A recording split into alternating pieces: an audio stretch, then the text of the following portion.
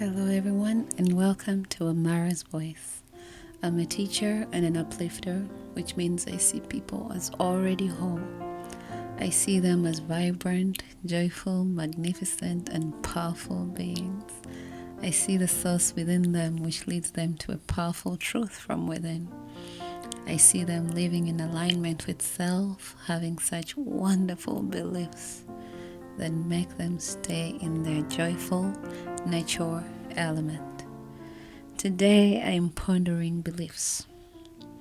A few years ago in Amara Hospital, Uganda, a little girl was born. She came into the world pure, open, and free. Then she grew up. She heard stories, she picked up beliefs. She entered systems she didn't choose and followed rules she didn't understand. She learned to be the best, to please everyone, to fit into boxes too small for her spirit. She pleased everyone and expected everyone else to please her. As she grew older, those beliefs grew heavier. She believed life was hard. She believed sickness was normal. She believed joy was dangerous and pleasure was something to be cautious about. Slowly she lost herself, and many times she was often told she was bad. So she rebelled. She said, if I'm already failing at being good, let me be bad. But even the rebellion hurt. She condemned herself for every moment she tried to feel alive. She grew older, had 2 beautiful children, but with all those old beliefs still living inside her, she couldn't receive love. She couldn't give it. She wasn't herself anymore. Until one day, she collided with love. A love so powerful it took away her breath. It shook her whole world. And then, just as suddenly as it came, she lost it. And she wondered, why can't anything good stay? Why does everything have to hurt? Why am I always so bad even when I try to be good? But losing that love turned her inward. It sent her on the biggest adventure of her life, the journey back to self. She learned to stop pleasing. She no longer cared what anyone thought of her. She no longer lived to please.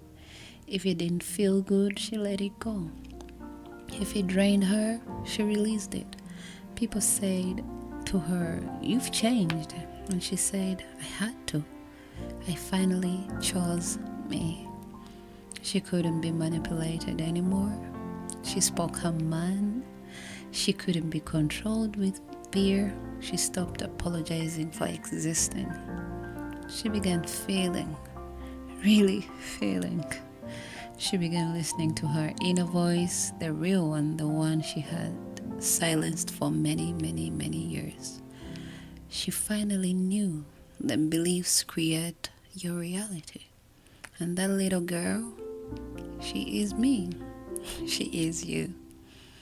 I came from beliefs that broke me, beliefs that separated me from people I loved, beliefs that made me cry, beliefs that made life heavy and small, beliefs that made me doubt myself, beliefs that made me dependent on others for joy I had within, beliefs that made me live in fear, beliefs that made me mistrust people, beliefs that made me look without for answers, beliefs that shattered my self-worth, beliefs that separated me from everyone else, beliefs that made me hurt myself and those around me. I know we have mastered this space between us and everything, but time and space are illusions. Imagine, as thoughts come out of you, they fill up the space between. So as they fill up the space, they start to attract the things you're constantly thinking about. Your environment will reflect to you what you're constantly thinking about. Your experience will become a direct manifestation of the things you're constantly thinking about. This is why you cannot hide your thoughts from anyone. I just need to see the things around you, the things you're talking about, and I'll know your thoughts. Anger, pain, sickness, joy, laughter. Your experience is a reflection of what you're constantly thinking about. Because your thoughts literally fill the space between by creating the experiences you focus on. Your husband or wife doesn't leave you suddenly. You've been thinking about it. You've concentrated upon the fact. Thoughts attract. They attract similar thoughts to themselves. They expand, they grow, they become beliefs. Like a living organism, they grow and expand, they attract similar beliefs. Just like you, beliefs grow and change. The beliefs you had when you were 5, a teenager, in your 20s, are all different. They keep growing and yet always stuck to the underlying beliefs the person holds. Beliefs build momentum over time. They are easily believed by you. Practice those easily come to you, and changing them when you've never believed they can be changed can drive you to a place of unbelief when someone like me tells you that you create your own reality through your thoughts and beliefs. But you have time. Nothing cannot be changed. In the state of grace, you can always change what you're thinking. Your nature always points to your well-being. If you even for an instant choose to focus on your well-being, things will change, and it will change your experience. It's most important that you feel good. With good feeling, you have good thoughts. Ponder thoughts that make life feel better. Thoughts like all is well, things are always working out for me. Be general about it. A belief is a practiced thought, one you've had for a long time. They're a habit of thought, a thought that easily comes to you. If you care about how you feel, your thoughts will change. When your thoughts change, your beliefs change. For the most part, we just believe and think things are just as they are.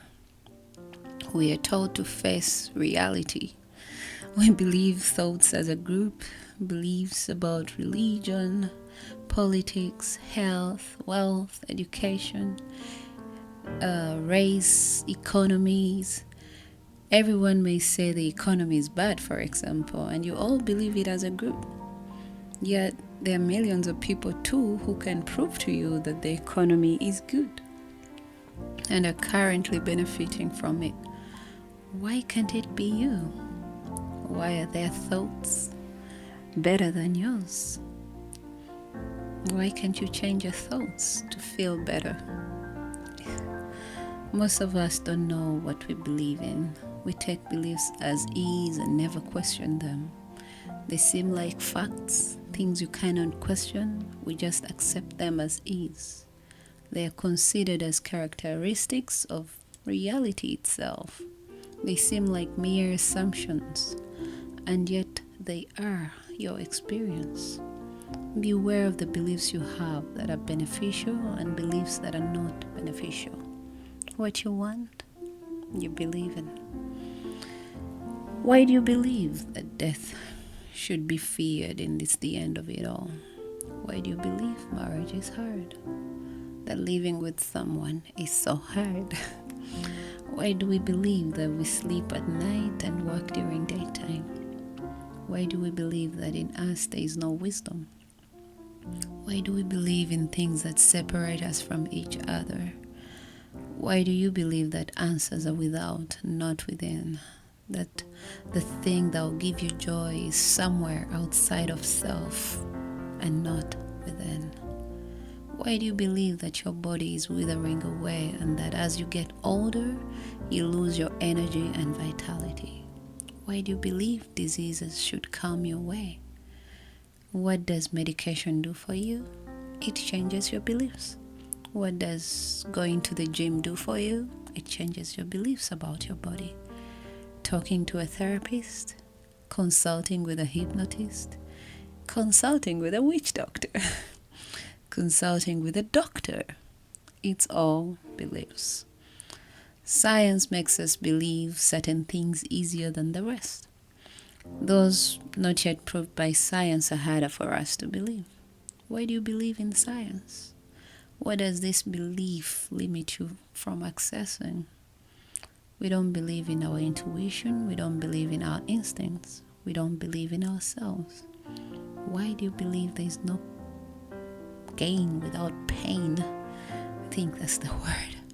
Who told you that? Beliefs are like a tree. Not just any tree, but the Chinese bamboo tree. The one that spends 5 to 7 years growing its roots underground before anything ever appears above the soil. You water it, you nurture it, you give it sunlight and attention, and for years nothing happens. Not a sprout, not a leaf, nothing to show for all your effort. But underground, the roots are growing deep, strong, unshakable. Then suddenly, almost overnight, the bamboo shoots up. 40 feet, 50 feet, 60 feet, it grows so fast you can almost watch it touch the sky. Beliefs work the same way. When you repeat a thought, you're watering a seed. When you focus on it, you're giving it sunlight. When you return to it every day, you're growing its roots. And once a belief is fully grown, once the roots are deep, you don't have to do anything anymore. It stands on its own. It becomes your reality without effort. That's why some beliefs feel so easy to accept. They've been rooted for years. And that's why new beliefs require gentle tending. Water them, speak them, practice them, nurture them until suddenly one day they shoot up into your life and become the thing you naturally experience. Your reality is simply the forest of beliefs you've been watering all your life. I choose beliefs that benefit me, that free me, that return me to my source, and keep me in alignment to self. I'm Amara, and I'm pondering for the belief in pondering. I love you all. Focus on feeling good. Bye.